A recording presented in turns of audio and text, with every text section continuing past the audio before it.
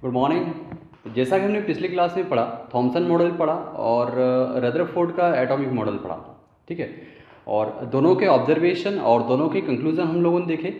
तो हमने जो रदरफोर्ड एक्सपेरिमेंट जो पढ़ा है, रदरफोर्ड एक्सपेरिमेंट का जो कंक्लूजन हमने क्या देखा कि किसी भी एटम के अंदर जो है खाली स्पेस है, एक एम्प्टी स्पेस है। दूसरी चीज़ हमने क्या देखी उसके कंक्लूजन में कि उसकी एटम के अंदर जो है एक ऐसा हैवी न्यूक्लियाई है जिसका मास जो है थोड़ा ज़्यादा है और उसको रदरफोर्ड ने क्या नाम दिया, न्यूक्लियस, ठीक है। वैसे ही यहाँ पर जो है जो न्यूक्लियस के बारे में रदरफोर्ड ने क्या कहा कि जो न्यूक्लियस जो है वो क्या है, रिजिड है और बहुत ही स्मॉल वॉल्यूम क्या करता है, किसी भी एटम के अंदर ऑक्यूपाई करता है।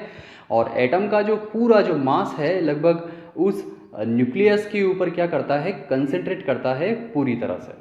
ये हमने जो है यहाँ पर रदरफोर्ड के कंक्लूजन देखे। और रदरफोर्ड ने एक और चीज़ कहा कि जितने भी जो एटम्स है उनके अंदर जितने भी इलेक्ट्रॉन है, वो इलेक्ट्रॉन जो होते हैं वो न्यूक्लियस के चारों ओर जो है एक सोलर सिस्टम में जिस तरीके से प्लैनेट चक्कर लगाते हैं, वैसे ही जो इलेक्ट्रॉन जो होते हैं वो भी न्यूक्लियस के चारों ओर जो है एक प्लैनेटरी मोशन करते हैं, ठीक है। ये यहाँ पर कहा। नाउ देन उसके बाद जो है बहुत सारे साइंटिस्ट लोगों ने और काम किया और बहुत सारे साइंटिस्ट ने अपनी अपनी रिसर्च की और अपने अपने जो है रिसर्च पेपर जो है वो प्रेजेंट किए। और उन्होंने देखा कि कुछ चीज़ें ऐसी है जो यहाँ पर जो है रदरफोर्ड एक्सप्लेन नहीं कर पा रहा है। जैसे अगर हम बात करें इमिशन स्पेक्ट्रम की, अगर बात करें तो इमिशन स्पेक्ट्रम जो होता है, हर एलिमेंट जो होता है वो अपना स्पेक्ट्रम जो है प्रोड्यूस करता है, ठीक है। तो इस तरह की चीज़ें जो है वो यहाँ पर जो है रदरफोर्ड एक्सप्लेन नहीं कर पाया।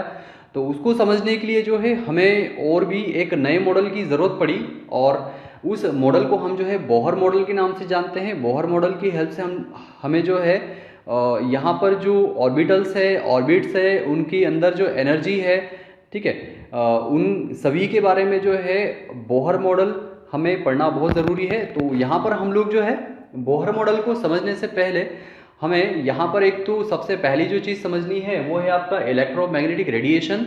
और इलेक्ट्रोमैग्नेटिक रेडिएशन जो है ये जो है सबसे पहले जो है जेम्स मैक्सवेल ने इसके बारे में हमें बताया, ठीक है। बट इसको समझने से भी पहले हमें कुछ चीज़ें जो है जाननी ज़रूरी है और वो है आपकी nature of light. Nature of light, nature of light. अगर मैं यहाँ लाइट की नेचर के बारे में बात करूँ तो लाइट की नेचर के बारे में सबसे पहले जो साइंटिस्ट जो हुए उनका नाम था न्यूटन। न्यूटन ने हमें सबसे पहले जो है लाइट की नेचर के बारे में बताया और उसने क्या कहा कि लाइट जो होती है वो पार्टिकल के फॉर्म में जो है ट्रेवल करती है। दैट मीन्स उन्होंने जो है अपनी एक थ्योरी दी जिसको हम जो है पार्टिकल्स थ्योरी के नाम से जानते हैं, या फिर इसी थ्योरी को हम यहाँ पर जो है कॉर्पस्कुलर थ्योरी के नाम से भी जानते हैं, कॉर्पस्कुलर थ्योरी, ठीक है। तो इस फिनोमिना की हेल्प से अगर देखें तो न्यूटन ने बहुत सारी फिनोमिना जो है एक्सप्लेन की। जैसे अगर हम बात करें न्यूटन ने जो है पार्टिकल थ्योरी की हेल्प से जो है रिफ्लेक्शन को एक्सप्लेन किया कि रिफ्लेक्शन क्या होता है, रिफ्रैक्शन क्या होता है, ठीक है। रिफ्लेक्शन और रिफ्रैक्शन को उन्होंने जो है यहाँ पर जो है कॉर्पस्कुलर थ्योरी के हेल्प से एक्सप्लेन किया। और जो बहुत ही छोटे छोटे जो पार्टिकल है लाइट के, उनको उन्होंने क्या कहा, दैट इज कॉल्ड दी कॉर्पिकल्स। क्या कहा उन्होंने, दैट इज कॉल्ड दी कॉर्पिकल्स। तो इस तरीके से यहाँ पर जो है न्यूटन ने एक थ्योरी दी जिस थ्योरी को हम यहाँ पे कॉर्पस्कुलर थ्योरी के नाम से जानते हैं। बट न्यूटन की जो थ्योरी जो थी, ये थ्योरी बहुत सारी ऐसी फिनोमिना थी जिनको एक्सप्लेन नहीं कर पाई। जैसे हम बात करें इंटरफेरेंस, डिफ्रेक्शन, ठीक है, इसके अलावा जो है डिस्पर्शन, ठीक है, ये सारी चीज़ें जो है यहाँ पर जो है न्यूटन एक्सप्लेन नहीं कर पाया। तो हमारे सामने एक नई थ्योरी आई और वो थ्योरी जो सबसे पहले जो दी थी वो दी थी यहाँ पर हाइगन ने, जिनका नाम था हाइगन, हाइगन्स थ्योरी, ठीक है। इस थ्योरी को हम यहाँ पर हाइगन्स थ्योरी के नाम से भी जानते हैं और इस थ्योरी को हम जो है वेव थ्योरी के नाम से भी जानते हैं, that is called the wave theory. यहाँ पर जो है हाइगन ने क्या कहा, हाइगन ने जो है कहा कि जितने भी लाइट के जो पार्टिकल्स होते हैं वो लाइट जो है पार्टिकल के फॉर्म में नहीं ट्रेवल करती है। लाइट जो होती है वो वेव के फॉर्म में ट्रेवल करती है। ये किसने कहा? सबसे पहले जो हाइगन ने कहा। और हाइगन ने जो है यहाँ पर जो उसकी थ्योरी जो दी, उस थ्योरी की हेल्प से यहाँ पर रिफ्लेक्शन और रिफ्रैक्शन को तो एक्सप्लेन किया ही किया। तो यहाँ पर जो वेव थ्योरी जो थी, इस वेव थ्योरी की हेल्प से बहुत सारी फिनोमिना एक्सप्लेन की गई, जैसे आपकी इंटरफेरेंस एक फिनोमिना है जिसमें अगर कोई भी दो लाइट एक दूसरे पे अगर सुपर इम्पोज करें तो वो एक दूसरी जो है क्या बनाती है? वेव बनाती है। ठीक है, ये फिनोमिना क्या कहलाती है? हमारी इंटरफेरेंस। वैसे ही अगर हम बात करें तो डिस्पर्शन में क्या होती है? लाइट जो होती है, व्हाइट लाइट जो होती है, वो 7 कलर्स में क्या हो जाती है? स्प्रेड हो जाती है। That is called the dispersion. वैसे अगर बात करें तो डिफ्रैक्शन जो है एक फिनोमिना, ये फिनोमिना जो है इसमें लाइट जो हो सकती है वो क्या हो सकती है? बैंड भी हो सकती है। That is the bending phenomena of light. ठीक है, तो इस तरीके से जो है हाइगन ने तीनों फिनोमिना जो है एक्सप्लेन की, इंटरफेरेंस भी एक्सप्लेन किया, डिस्पर्शन भी एक्सप्लेन किया, और यहाँ पर जो है डिस्पर्शन भी एक्सप्लेन किया। इसके साथ साथ जो है रिफ्लेक्शन और रिफ्रैक्शन को भी वेव थ्योरी की हेल्प से हाइगन ने यहाँ पर जो है एक्सप्लेन किया। नाउ देन यहाँ पर हाइगन की जो वेव थ्योरी जो है इसको हम यहाँ पर थोड़ा समझेंगे। यहाँ पर हम लोग समझने वाले हैं wave motion. That is called the wave motion. की वेव मोशन क्या होता है, थोड़ा सा हम यहाँ पर वेव मोशन को समझेंगे। वेव मोशन की अगर बात करें तो आप लोगों ने देखा होगा कि अगर किसी तालाब में जिसमें पानी भरा हुआ है और पानी जो है पूरी तरह से जो है शांत है, उस पानी में अगर हम एक पत्थर उठा के अगर डाल दें बीच में, तो क्या होगी? आपको जो है वेव बनती हुई दिखाएगी। हर डायरेक्शन में जो है, हर डायरेक्शन में इस तरीके से जो है वेव बनती हुई आपको दिखाई देगी। सर्कुलर जो है वेव आपको दिखेगी। ठीक है, या फिर हम एक रस्सी लें और एक रस्सी को जो है दूर कहीं बांध दे, अच्छे से टाइट बांध दे, और यहाँ से हम उसको जो है कुछ इस तरीके से जो है उसको हिलाएं। इस तरीके से अगर हम उसको इस तरीके से हिलाएंगे तो हम क्या देखते हैं कि हमने रस्सी को थोड़ा टाइट पकड़ा है, और जैसे ही हम उसको इस तरीके से यहाँ पर ऑसिलेट करते हैं तो एक वेव जो है इस तरीके से बनती हुई जो ट्रेवल करती है। ये जो इस तरह का जो मोशन जो होता है इसको हम यहाँ पर क्या बोलते हैं? That is called the wave motion. ठीक है, यहाँ पर अगर मैं इसका डायग्राम बनाना चाहूँ तो वेव आपको कैसे दिखती है? देखिए, ये जो वेव जो होती है, ये वेव जो आपको दिखेगी ये हमारी जो है मेन पोजीशन है, और वेव जो यहाँ पर इस तरीके से जो डिस्प्लेसमेंट जो होगा, उस डिस्प्लेसमेंट को हम यहाँ पर जो है y से जो डिनोट कर रहे हैं। ये प्लस का y है और यहाँ पे हम जो है माइनस y ले सकते हैं, और ये जो एक्सिस जो मैं यहाँ पे ले रहा हूँ ये हमें यहाँ पर टाइम शो करेगा। तो यहाँ पर अगर मैं वेव को अगर दिखाना चाहूँ तो वेव जो है किस तरीके से ट्रेवल करती है? वेव के जो पार्टिकल होते हैं वो कहीं नहीं जाते हैं। जैसा रस्सी जो होती है, रस्सी के जो पार्टिकल जो होते हैं, पहले यहाँ से इस तरीके से वेव बनेगी, वो फिर इस तरीके से आगे बढ़ेगा। तो जितने भी जो इस रस्सी के जितने भी जो पार्टिकल हैं वो तो कहीं आगे मूव नहीं कर रहे हैं। वो पार्टिकल क्या कर रहे हैं? उसके पास वाला पार्टिकल एक दूसरे को जो है यहाँ पर इस तरीके से जो है मोशन कर रहा है। तो ये जो मोशन जो होता है, इस मोशन को हम क्या बोलते हैं? Wave motion. तो यहाँ पर जो वेव जो आपको दिखेगी वो वेव जो है आपको कुछ इस तरीके से दिखेगी, लाइक इस तरीके से यहाँ पर आपको वेव दिखेगी। इस वेव में अगर आप देखेंगे तो इस वेव में जो सबसे ऊपर वाला ये जो पॉइंट होता है, इस पॉइंट को हम यहाँ पर क्या बोलते हैं? That is called the crest. और ये वाला जो पॉइंट जो होता है इसको हम क्या बोलते हैं? That is called the trough. That is called the crest and trough. और यहाँ पर जो है अगर हम बात करें, ये जो वेव जो है, इस वेव के कुछ कैरेक्टरिस्टिक है, उन कैरेक्टरिस्टिक के बारे में हमें यहाँ पर जो है बात करनी है। तो कौन कौन सी कैरेक्टरिस्टिक है वो हम एक बार देख लेते हैं। Characteristic of wave, characteristic of wave. सबसे पहला जो यहाँ पर कैरेक्टरिस्टिक है वो मैं यहाँ पर लिख रहा हूं, wavelength. That is called the wavelength. Wavelength को हम यहाँ पर जनरली रिप्रेजेंट करते हैं लैम्डा से। That is the lambda. क्या होती है वेवलेंथ? वेवलेंथ की अगर हम बात करें तो वेवलेंथ हम किसी भी वेव में किस तरीके से फाइंड कर सकते हैं कि ये कोई भी दो जो यहाँ पर कॉन्जिक्यूटिव जो क्रस्ट है, इन दोनों क्रस्ट के बीच की डिस्टेंस हम जो है फाइंड कर लें, या फिर कोई भी दो ट्रफ है, यहाँ पर भी एक आपका ट्रफ होगा, तो दो ट्रफ के बीच का ये जो डिस्टेंस होगा, कॉन्जिक्यूटिव डिस्टेंस जो होगा, इस डिस्टेंस को हम यहाँ पर क्या बोलेंगे? We can say it is the wavelength. इसको हम यहाँ पर जो है दिखा सकते हैं, मैं यहाँ पर इसको दिखा रहा हूँ, that is called the lambda. ठीक है, तो अगर हम यहाँ पर इसको लिखना चाहें तो वेवलेंथ को हम किस तरीके से डिफाइन कर सकते हैं कि distance between the two crest और टू ट्रफ, क्या लिख सकते हैं, it is the distance between two consecutive crest और ट्रफ। ठीक है, कोई भी दो कॉन्जिक्यूटिव क्रेस्ट या फिर कोई भी दो ट्रफ, उनके बीच का जो डिस्टेंस जो होगा उसे हम यहाँ पर क्या बोलेंगे, that is called the wavelength. Wavelength को हम यहाँ पर अगर ऐसा यूनिट में अगर बात करें, अगर हम यहाँ पर इसकी यूनिट की बात करें तो इसकी ऐसा यूनिट जो हम लिखते हैं वो क्या लिखते हैं, मीटर। बट यहाँ पर जो है वेवलेंथ बहुत स्मॉल है, तो इसके लिए हम यहाँ पर जो यूनिट जो यूज करेंगे या तो नैनोमीटर यूज करेंगे। नैनोमीटर इज इक्वल टू क्या होती है, 10⁻⁻⁹ मीटर। या फिर अगर हम बात करें एंगस्ट्रॉम, तो एंगस्ट्रॉम इज इक्वल टू क्या होता है, 10⁻⁻10 मीटर। ठीक है, वैसे ही अगर हम बात करें तो picometer, picometer is equal to क्या होता है, 10⁻12 मीटर। इस तरीके से हम यहाँ पर वेवलेंथ को रिप्रेजेंट कर सकते हैं। ठीक है, सो नाउ नेक्स्ट जो टर्म है उसकी अगर हम यहां पर बात करें तो अगली जो टर्म है वो है आपकी frequency, that is called the frequency. और फ्रीक्वेंसी को हम यहां पर जो है म्यू से रिप्रेजेंट करते हैं, that is called the mu. ठीक है, ये आपका v जो है, v को हमने हल्का सा ऊपर ऐसे जो है बना दिया है, that is called the new.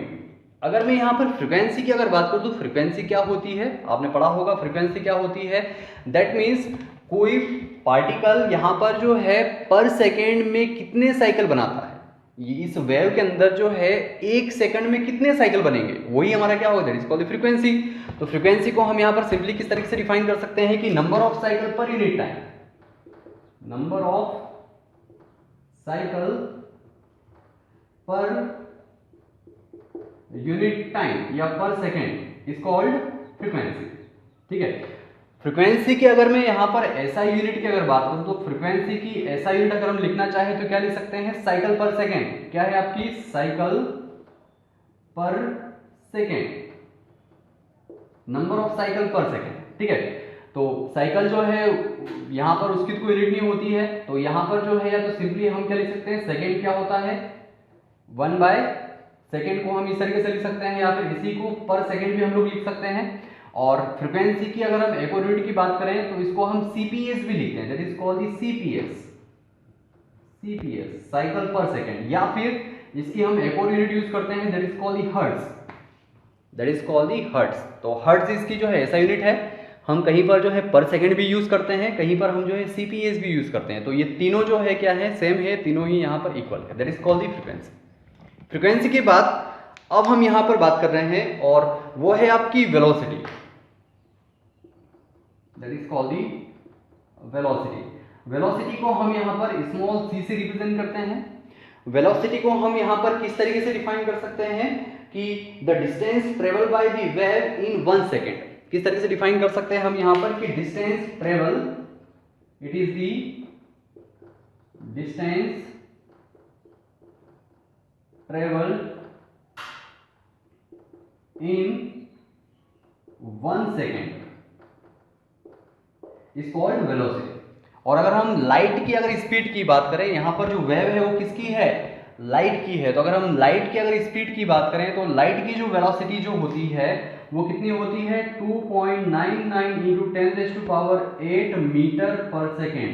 या फिर इसको हम अप्रोक्सीमेट कितना लिखते हैं, 3 × 10⁸ मीटर पर second, that is the velocity और स्पीड ऑफ द लाइट। इसको हम इस तरीके से लिख सकते हैं। तो वेलोसिटी क्या है, simply it is the distance travel in 1 second, ठीक है, इज कॉल्ड वेलोसिटी। और वेलोसिटी की यूनिट क्या होती है, सिंपली मीटर पर सेकेंड। और लाइट की स्पीड कितनी होती है, 3 × 10⁸ मीटर पर सेकेंड। ठीक है, नाउ अब अगर हम यहाँ पर बात करें कि ये जो तीनों जो है यहाँ पर वेवलेंथ, फ्रीक्वेंसी और वेलोसिटी, इन तीनों में रिलेशन क्या होता है, वो रिलेशन हम यहाँ पर थोड़ा सा देख लेते हैं। I write here the relation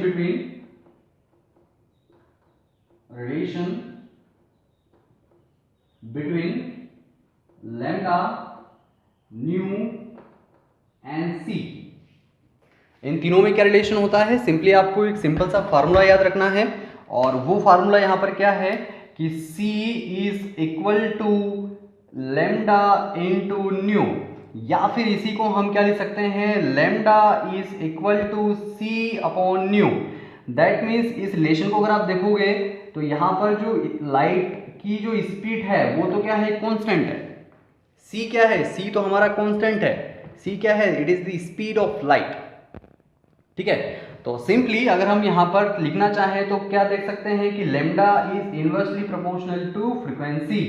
that means wavelength is inversely proportional to frequency. मतलब फ्रीक्वेंसी अगर इंक्रीज होगी तो वेवलेंथ क्या होगी, डिक्रीज होगी। That is a vice versa. ठीक है, ये रिलेशन आपको याद रखना है कि ये दोनों क्या होते हैं, एक दूसरे के रेसिप्रोकल होते हैं। ठीक है, इनवर्सली प्रोपोर्शनल होते हैं। So now it is relation. इसके ऊपर जो है बहुत छोटे छोटे न्यूमेरिकल भी आपको आते हैं। यहाँ पे अगर आपको फ्रीक्वेंसी अगर दी है तो आप लोग क्या फाइंड कर सकते हैं, वेवलेंथ फाइंड कर सकते हैं, बिकॉज आपकी वेलोसिटी ऑफ लाइट क्या है, कांस्टेंट है। और अगर आपको यहाँ पर अगर वेवलेंथ अगर दी है तो हम लोग इसको यहाँ पर शिफ्ट करके इसको हम यहाँ शिफ्ट कर देंगे, हम यहाँ से क्या फाइंड कर सकते हैं, फ्रीक्वेंसी ऑफ लाइट भी फाइंड कर सकते हैं। सो it is relation between wavelength, frequency and velocity of light. इसको नोट करिए। नाउ अब हम यहाँ पर बात करने जा रहे हैं, फोर्थ टर्म है आपकी एम्पलीट्यूड, कि एम्पलीट्यूड क्या होता है, और एम्पलीट्यूड को हम यहाँ पर स्मॉल a से जो है रिप्रेजेंट करते हैं। अगर हम यहाँ पर डायग्राम में देखें तो इस डायग्राम में ये जो क्रेस्ट है इसकी अपनी कुछ हाइट है, इस क्रेस्ट की जो है अपनी कुछ हाइट है। तो इस क्रेस्ट की जो मैक्सिमम जो हाइट जो होगी इसी को हम क्या बोलेंगे, एम्पलीट्यूड। या फिर ये जो ट्रफ है, इस ट्रफ की जो है यहाँ पर क्या है, इसकी डेप्थ है। तो मैक्सिमम जितनी भी डेप्थ होगी उसी को हम क्या बोलेंगे यहाँ पर, it is called the amplitude of the wave. तो इसको हम यहाँ पर किस तरीके से डिफाइन कर सकते हैं कि it is the height of the crest और height depth of the trough. क्या बोल सकते हैं कि इट इज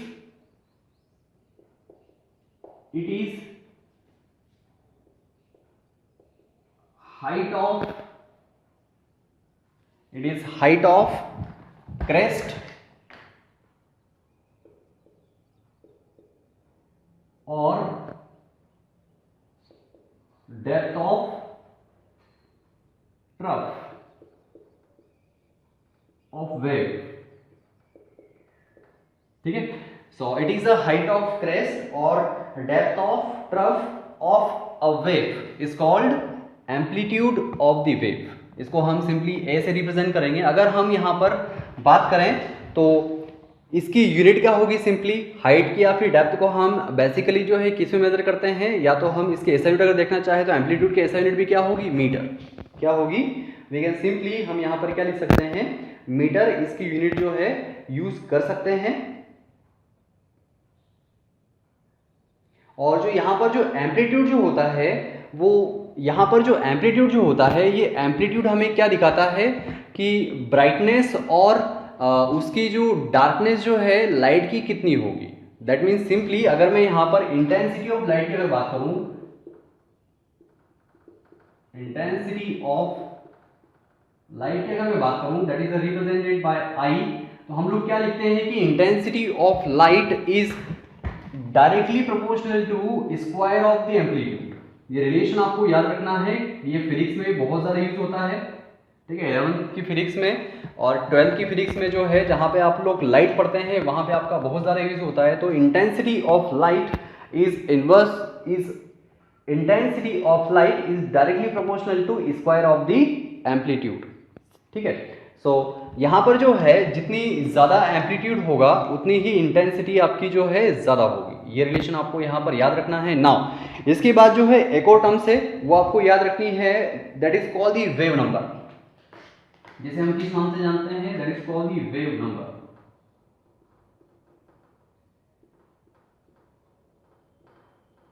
और वेव नंबर को हम यहाँ पर न्यू बार से जो है यहाँ पर रिप्रेजेंट करते हैं। ठीक है, वेव नंबर को अगर डिफाइन करना चाहे तो वेव नंबर क्या होता है, it is the reciprocal of wavelength. क्या होता है, it is the reciprocal of wavelength. ठीक है, सिंपली अगर हम यहां पर इसको रिप्रेजेंट करना चाहे क्या लिख सकते हैं कि wave number is equal to 1 by lambda. ठीक है, तो सिंपली अगर मैं इसकी यूनिट की बात करूं तो यहाँ पर इसकी यूनिट क्या होगी, देखिए unit of the wave number is, यहाँ पर लेमडा की यूनिट क्या होती है, मीटर, तो यहाँ पर वेव नंबर की यूनिट क्या होगी, सिंपली हम लोग क्या लिख सकते हैं, पर मीटर, या फिर यहाँ पर इसको इस तरीके से लिख सकते हैं पर मीटर। बट ये जो यहाँ पर वेवलेंथ है इसको हम जो है नैनोमीटर या फिर एंगस्ट्रॉम में मेजर करते हैं, तो सिंपली यहाँ पर वेव नंबर की यूनिट हम नैनोमीटर में भी क्या लिख सकते हैं, पर नैनोमीटर, या फिर एंगस्ट्रॉम में लिखना चाहे तो एंगस्ट्रॉम में क्या लिख सकते हैं, पर एंगस्ट्रॉम, या पर पिकोमीटर, या फिर पर पिकोमीटर। इस तरीके से हम यहाँ पर वेव नंबर की यूनिट लिख सकते हैं। तो ये सारी की सारी टर्म जो है आपको पता होना चाहिए, ठीक है। वैसे ही यहाँ पर हम लोग जो है एक और टर्म्स लिख सकते हैं जो आपकी बुक में नहीं है, बट ठीक है समझ लो, that is called a time period.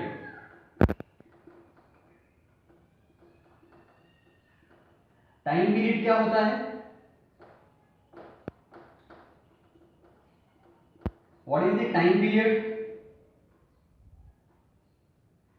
Time period को हम यहां पर जो है कैपिटल टी से रिप्रेजेंट करते हैं, ठीक है। टाइम पीरियड क्या होता है कि किसी भी वेव को एक कंप्लीट साइकिल करने में जितना टाइम लगेगा वही हमारा क्या होगा, टाइम पीरियड, ठीक है। तो सिंपली हम इसको किस तरीके से डिफाइन कर सकते हैं कि time taken to complete, it is the time taken to complete one cycle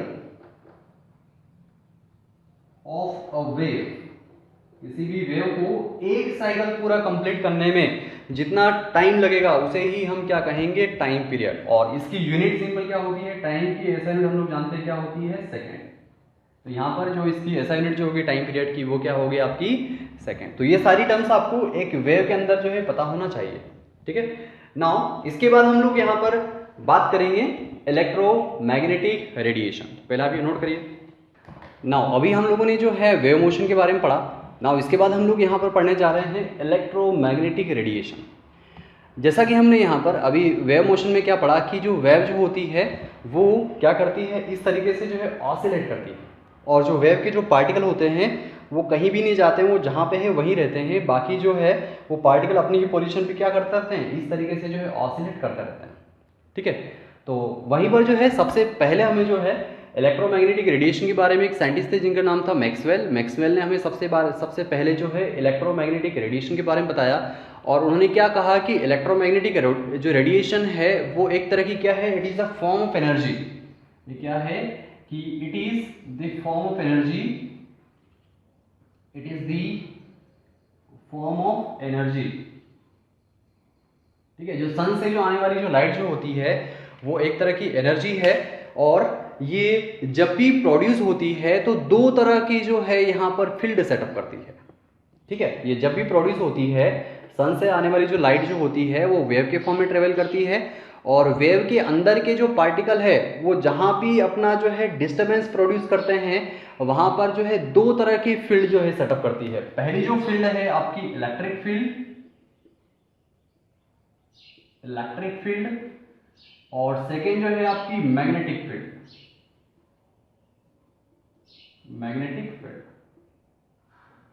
ठीक है। सो नाउ सिंपली हम यहाँ पर अगर बात करें तो इलेक्ट्रोमैग्नेटिक रेडिएशन को हम किस तरह से डिफाइन कर सकते हैं कि electromagnetic radiation is the form of energy which is produced by oscillating electric and magnetic field. क्या कर सकते हैं इसको कि it is the form of energy which is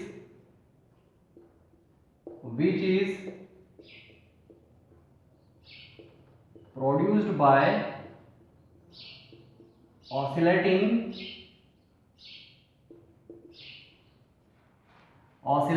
electric and magnetic field, ठीक है। That is called the electromagnetic radiation. मतलब जो सन से आने वाली जो लाइट जो होती है उसके अंदर जो पार्टिकल्स भी है, बट वो पार्टिकल क्या करते हैं, वो वेव के फॉर्म में ट्रेवल करते हैं, और ये पार्टिकल जहां भी अपना डिस्टर्बेंस क्रिएट करते हैं वहां पे दो तरह की फील्ड सेटअप करते हैं। पहला है आपकी electric field and second one is magnetic field. तो सिंपली हम इसको इस तरीके से डिफाइन कर सकते हैं कि it is the form of energy which is produced by the oscillating electric field and magnetic field. Now अब यहाँ पर हम इसको डायग्राम के थ्रू अगर देखें कि डायग्राम के थ्रू जो है वेव किस तरीके से प्रोपेगेट करती है, इसको हम यहाँ पर एक बार देख लेते हैं। मैं यहाँ पर जो है एक 3D डायग्राम बना रहा हूँ, बहुत ध्यान से देखिए। यहाँ पर जो है 3 एक्सिस है, सपोज आपका ये वाला जो एक्सिस है एक्स एक्सिस है, ये वाला आपका वाई एक्सिस है, और मैं यहाँ पर एक और एक्सिस बना रहा हूँ, ये आपका जो है यहाँ पर जेड एक्सिस है, that is called the Z axis. ठीक है, और ये दोनों जो इलेक्ट्रिक फील्ड और मैग्नेटिक फील्ड जो होती है बोथ आर म्यूचुअली परपेंडिकुलर, दोनों ही क्या होती है, एक दूसरे से जो है परपेंडिकुलर होती है। तो अगर हम यहाँ पर इनको यहाँ पर दिखाना चाहें तो हम इनको किस तरीके से दिखा सकते हैं। देखिए, सबसे पहले मैं यहाँ पर इलेक्ट्रिक फील्ड को ड्रॉ कर रहा हूँ। इलेक्ट्रिक फील्ड को ड्रॉ करने के लिए हमने यहाँ पर क्या किया, देखिए पहली वेव तो आपकी ऐसे ही बनेगी, ये कुछ इस तरीके से यहाँ पर वेव बनेगी, लाइक दैट, इस तरीके से आपकी जो है वेव बनी। इस वेव को हमने क्या बोला, that is called the electric field, electric field. ठीक है, नाउ वैसे ही अगर हम यहाँ पर मैग्नेटिक फील्ड की बात करें तो मैग्नेटिक फील्ड जो बनेगी वो कुछ इस तरीके से बनेगी, इस तरीके से, ये बाहर आपकी जिस तरीके से जाएगी, फिर अंदर जाएगी, अंदर से फिर ऐसे होते हुए फिर यहाँ पे आएगी, फिर इस तरीके से बाहर फिर इस तरीके चलेगी। मतलब एक वेव जो है आपकी इस तरीके से चल रही है तो दूसरी वेव जो है आपकी इस तरीके से चल रही है। ध्यान से देखिए, मैं यहाँ पे आपको क्या दिखाना चाह रहा हूँ, ये आपकी जो है डायरेक्शन ऑफ प्रोपगेशन है, दोनों ही वेव सेम डायरेक्शन में जा रही है। पहली वेव का जो है ऑसिलेशन आपका ये वाला है और दूसरी वेव का जो ऑसिलेशन जो है आपका ये वाला है। अगर मैं इसको, ये वाली जो फील्ड है मैंने यहाँ पर कौन सी बनाई है, that is called the electric field. ठीक है, नाउ अगर मैं यहाँ पर मैग्नेटिक फील्ड को अगर दिखाना चाहूँ तो मैग्नेटिक फील्ड जो होगी वो कैसी होगी, जस्ट यहाँ पर अगर 3D अगर बनाऊंगा तो 3D जो आपको दिखेगा वो कुछ इस तरीके से दिखेगा, फिर अंदर जाएगी, अंदर वाला जो दिखेगा वो मुझे कुछ इस तरीके से दिखेगा, इस तरीके से डायग्राम दिखेगा, फिर यहाँ पर जो है इस तरीके से फिर वो और आगे बढ़ेगी और इस तरीके से जो है आगे प्रोपोगेट करेगी, इस तरीके से जो है आगे वो इस तरीके से प्रोपोगेट करती जाएगी। ठीक है, तो यहाँ पर जो मैंने आपके सामने जो यहाँ पर वेव की जो प्रोपोगेशन की जो डायरेक्शन जो बताई है, ये वाली जो है ये किस टाइप की वेव है, that is called the magnetic field, that is called the magnetic field यहाँ पर सेटअप कर रहा है। ये वाली जो वेव है ये हमारी इलेक्ट्रिक फील्ड है, इसको मैं यहाँ पर और अच्छे से ड्रॉ कर देता हूँ, इस तरीके से हम इसको यहाँ पर दिखा सकते हैं, that is called the electric field. और वैसे अगर बात करें तो जो मैग्नेटिक फील्ड है, मैग्नेटिक फील्ड यहाँ पर इस तरीके से चल रहा है, फिर वहां पे अंदर गया, फिर बाहर इस तरीके से, तो इसको भी मैं यहाँ पर थोड़ा और अच्छे से दिखा देता हूँ।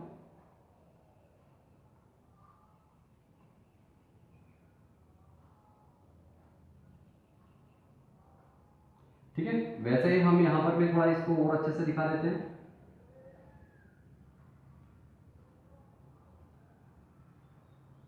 That is called the magnetic field. Okay, ये आपकी नीचे वाली जो है इलेक्ट्रिक फील्ड है। तो इलेक्ट्रिक फील्ड और मैग्नेटिक फील्ड जो है यहाँ पर दोनों ही सेम डायरेक्शन में प्रोपोगेट कर रहे हैं।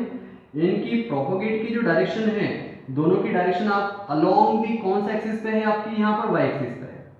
दोनों ही वेव जो है यहाँ पर इस डायरेक्शन में जो है प्रोपोगेट कर रही है। क्या कर रही है, प्रोपोगेट कर रही है। क्या कर रही है, प्रोपोगेट यहाँ पर कर रही है। और इस तरीके से जो है मीडियम के पार्टिकल यहाँ पर क्या कर रहे हैं, ऑसिलेट कर रहे हैं। ये मीडियम के पार्टिकल कहीं भी ट्रेवल नहीं कर रहे हैं, इस बात का आपको खासकर ध्यान रखना है। मीडियम के पार्टिकल अपने ही प्लेस पे क्या कर रहे हैं, इस तरीके से ऑसिलेट कर रहे हैं।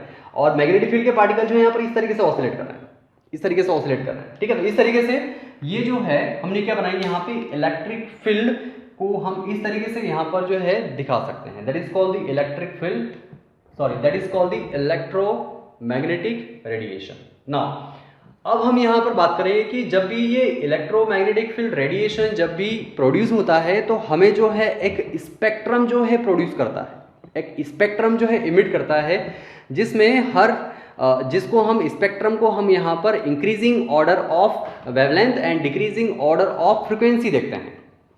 ठीक है, तो यहाँ पर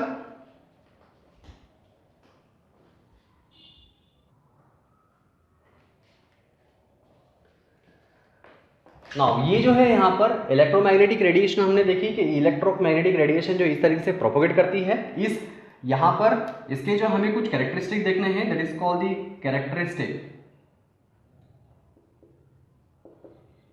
कैरेक्टरिस्टिक ऑफ ईएम वेव या ईएम रेडिएशन। ठीक है। सबसे पहला जो कैरेक्टरिस्टिक अगर हम देखें तो यहाँ पर जो इलेक्ट्रिक फील्ड और मैग्नेटिक फील्ड जो है दोनों ही क्या है, म्यूचुअली परपेंडिकुलर है। तो हम लोग यहाँ पर क्या लिख सकते हैं कि electric field and magnetic field both are mutually perpendicular. क्या लिख सकते हैं, बोथ आर म्यूचुअली परपेंडिकुलर। ये आपको इसका कैरेक्टरिस्टिक जो है याद रखना है कि बोथ आर क्या है, म्यूचुअली परपेंडिकुलर है। और दोनों ही यहाँ पर दूसरा कैरेक्टरिस्टिक अगर देखें तो बोथ दोनों ही जो है वो सेम डायरेक्शन में क्या कर रही है, प्रोपोगेट कर रही है। तो हम लोग यहाँ पर क्या लिख सकते हैं कि बोथ आर propagate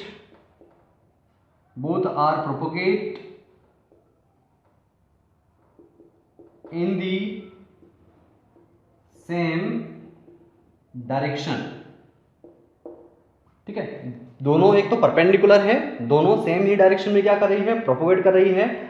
और थर्ड पॉइंट जो है यहाँ पर क्या है कि इनकी जो स्पीड जो होती है, इस इलेक्ट्रोमैग्नेटिक रेडिएशन की जो स्पीड है, इसकी स्पीड जो होती है just equal to the speed of light. और वो कितनी होती है, 3 × 10⁸ मीटर पर सेकेंड। इतनी स्पीड से जो है इलेक्ट्रोमैग्नेटिक रेडिएशन या कोई भी EM वेव जो होती है वो ट्रेवल करती है। फोर्थ पॉइंट अगर हम यहाँ पे लिखना चाहें, देखो पॉइंट हम लिख सकते हैं कि इस इलेक्ट्रोमैग्नेटिक रेडिएशन को प्रोपोगेट करने के लिए हमें कभी भी किसी भी तरह के मीडियम की रिक्वायरमेंट नहीं होती। मतलब बिना मीडियम के भी ये क्या कर सकती है, ट्रेवल कर सकती है। तो हम लोग यहाँ पर क्या लिख सकते हैं कि they do not required any material medium. ठीक है, ये बेसिकली जो है आपको यहाँ पर 4 कैरेक्टरिस्टिक आपको ध्यान रखना है। सबसे पहला कैरेक्टरिस्टिक क्या है, सबसे पहला कैरेक्टरिस्टिक है यहाँ पर कि EM electric field and magnetic field both are mutually perpendicular. Second point क्या है कि both that means electric field and magnetic field both are propagate in the same direction, दोनों एक ही डायरेक्शन में प्रोपोगेट करती है। थर्ड पॉइंट जो है कि जो इलेक्ट्रोमैग्नेटिक वेव जो होती है उसकी स्पीड कितनी होती है, just equal to the speed of light. वो कितनी होती है, 3 × 10⁸ मीटर पर सेकेंड। और वहीं पर अगर हम बात करें सबसे लास्ट पॉइंट इसका क्या है कि इसके प्रोपोगेशन के लिए हमें किसी भी प्रकार के कोई भी मटेरियल मीडियम की रिक्वायरमेंट नहीं होती है। मतलब ये स्पेस में भी, वैक्यूम में भी क्या कर सकती है, ट्रेवल कर सकती है। नाउ इसके बाद हम यहाँ पर बात कर रहे हैं इलेक्ट्रोमैग्नेटिक स्पेक्ट्रम। ये भी देख लीजिए, electromagnetic spectrum. Electromagnetic spectrum, electromagnetic spectrum क्या होता है ना। तो जैसा कि हम यहाँ पर जानते हैं कि जो इलेक्ट्रोमैग्नेटिक रेडिएशन जो होता है, बहुत से टाइप का इलेक्ट्रोमैग्नेटिक रेडिएशन होता है। तो हर रेडिएशन की जो वेवलेंथ होती है वो क्या होती है, अलग अलग होती है। फ्रीक्वेंसी भी सबकी अलग अलग होती है। जैसे अगर हम यहाँ पर विजिबल लाइट की बात करें तो विजिबल लाइट की जो वेवलेंथ जो होती है वो 400 नैनोमीटर से 750 नैनोमीटर के आसपास होती है। तो वैसे ही विजिबल लाइट जो होती है वो भी क्या है, एक तरह का इलेक्ट्रोमैग्नेटिक रेडिएशन है। वैसे ही हर इलेक्ट्रोमैग्नेटिक रेडिएशन की वेवलेंथ अलग अलग होती है और उसकी फ्रिक्वेंसी भी अलग अलग होती है। तो अगर हम यहाँ पर इलेक्ट्रोमैग्नेटिक स्पेक्ट्रम की बात करें तो स्पेक्ट्रम क्या होता है, it is the arrangement of the electromagnetic radiation in order of wavelength और frequency is called electromagnetic spectrum. तो यहाँ पर हम इसको किस तरीके से डिफाइन कर सकते हैं कि it is the arrangement of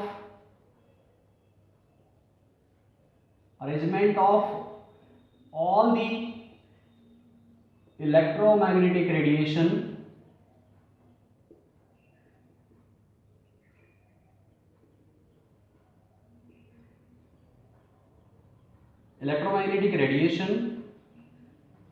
of increasing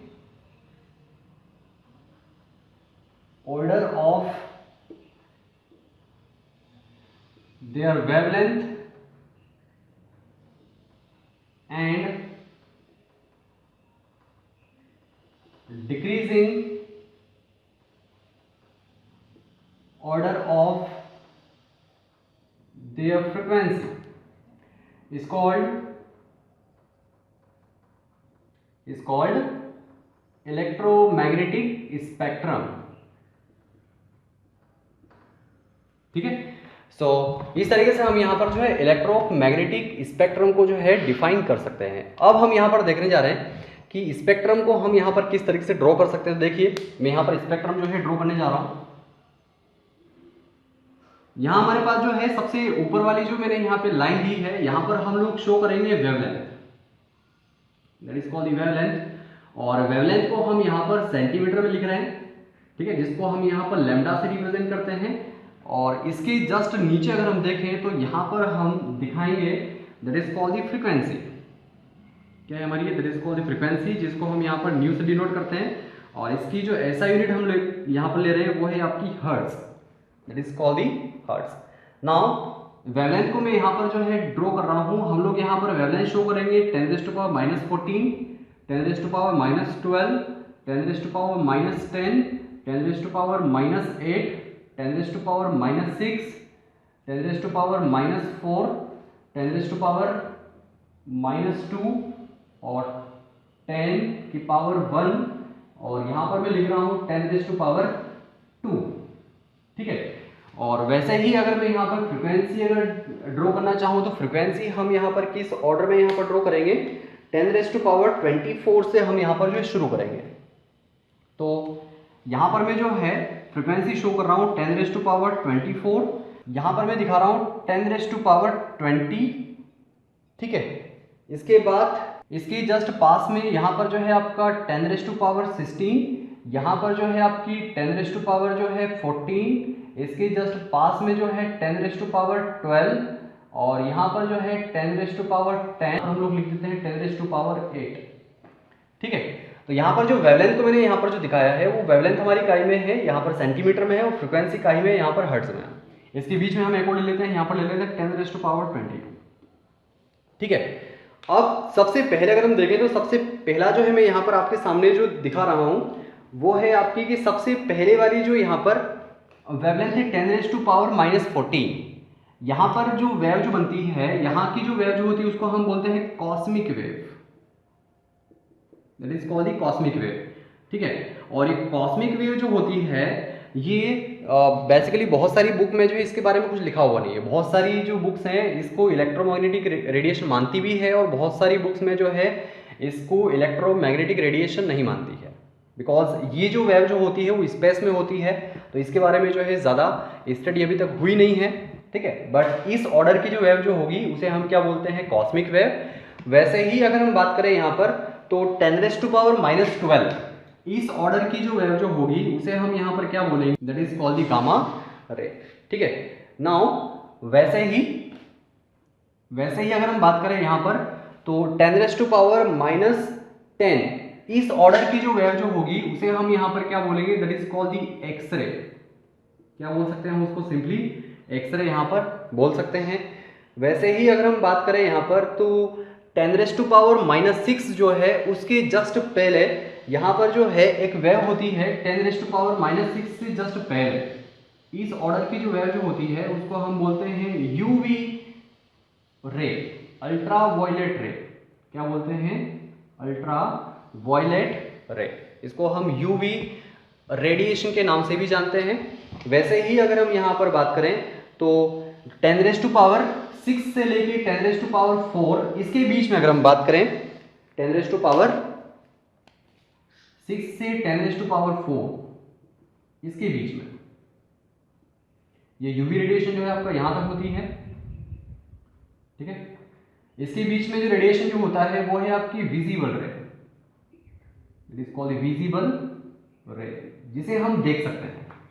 ठीक है, जिसे हम यहां पर देख सकते हैं। उसी तरह से अगर हम यहां पर बात करें तो यहां पर जो है विजिबल रे के जस्ट पास में एक छोटी सी जो स्ट्रिप जो होती है उसे हम यहां पर बोलते हैं इंफ्रारेड। क्या बोलते हैं, that is called the infrared रे, इंफ्रारेड। ठीक है, और वैसे ही अगर हम बात करें तो इंफ्रारेड के जस्ट पास में जो होती है वो होती है आपकी माइक्रोवेव। यहां पर जो होती है वो होती है आपकी माइक्रोवेव, और इसके बाहर यहां पर जो है इसके बाहर जो आपकी होती है वो होती है आपकी radio wave. That is called the radio. तो यहाँ पर इस ऑर्डर की अलग अलग ऑर्डर की वेव जो होगी उसको हम यहाँ पर जो है वेवलेंथ और फ्रीक्वेंसी के बेसिस पे इस तरीके से हम इनको यहाँ पर डिफरेंशिएट कर सकते हैं, ठीक है। तो इस ऑर्डर की जो वेव जो होगी उसे हम क्या बोलेंगे, कॉस्मिक वेव। इस ऑर्डर की जो वेव जो होगी उसे हम क्या बोलेंगे यहाँ पर, गामा रे। और इस ऑर्डर की जो वेव जो होगी उसे हम क्या बोलेंगे, एक्स रे। और इस ऑर्डर की जो वेव जो होगी उसे हम क्या बोलेंगे यहाँ पे, अल्ट्रावायलेट रे। और ये जो है ये हमारा विजिबल रे है, दैट इज जो हम देख सकते हैं, जो कलर हम देख सकते हैं। और इसके बाहर का जो ऑर्डर है वो आपका इंफ्रारेड रे है। इसके बीच का जो ऑर्डर है आपका माइक्रोवेव है। और इसके बाहर की जो वेव है that is called radio wave, ठीक है। नाउ इसको मैं थोड़ा सा यहाँ पे करेक्ट कर रहा हूँ, इसको मैं थोड़ा सा यहाँ पर शिफ्ट कर रहा हूँ, 10⁻⁴। अब यहाँ पर बात करें कि ये जो विजिबल रे जो है, विजिबल रे जिसे हम देख सकते हैं, उसको मैं यहाँ पर नीचे जो है ड्रॉ कर रहा हूँ, ठीक है।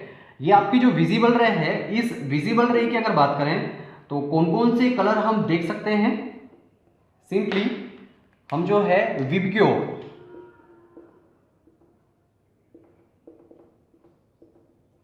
ठीक है, विबग्यो that means violet, indigo, blue, green, yellow, orange, red, ये जो 7 कलर्स है इनको हम जो है देख सकते हैं। तो इस ऑर्डर की जो रे है that is called the visible रे, उसे हम यहाँ पर क्या बोलते हैं, दैट इज कॉल्ड द विबग्यो। तो ये 7 कलर जो है हम यहाँ पर देख सकते हैं। और अगर हम यहाँ पर इनके ऑर्डर की अगर बात करें तो इनका ऑर्डर क्या होता है, यहाँ पर जो सबसे ज्यादा जो फ्रिक्वेंसी जो है वो कौन सी रे की है, सबसे ज्यादा जो है यहाँ पर किसकी है, वॉयलेट की है। और सबसे कम किसकी है फ्रीक्वेंसी, रेड की है।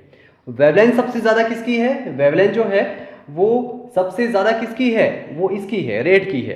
किसकी है, यहाँ पर जो है वॉयलेट की है। अगर मैं इनका ऑर्डर अगर लिखना चाहूँ तो इनका ऑर्डर हम यहाँ पर क्या लिख सकते हैं, इनका ऑर्डर जो है वॉयलेट का अगर ऑर्डर देखें तो कितना है, यहाँ पर लगभग जो है 400 नैनोमीटर है। और वैसे ही अगर हम बात करें तो यहाँ पर जो है, यहाँ पर जो है ये वाली जो रे है रेड, इसका जो यहाँ पर ऑर्डर है वो कितना है, अप्रॉक्सीमेट जो है 750 नैनोमीटर। आपकी बुक में जो एंगस्ट्रॉम में भी लिखा हुआ है, एंगस्ट्रॉम में अगर देखें तो कितना हो जाएगा, 4000 एंगस्ट्रॉम।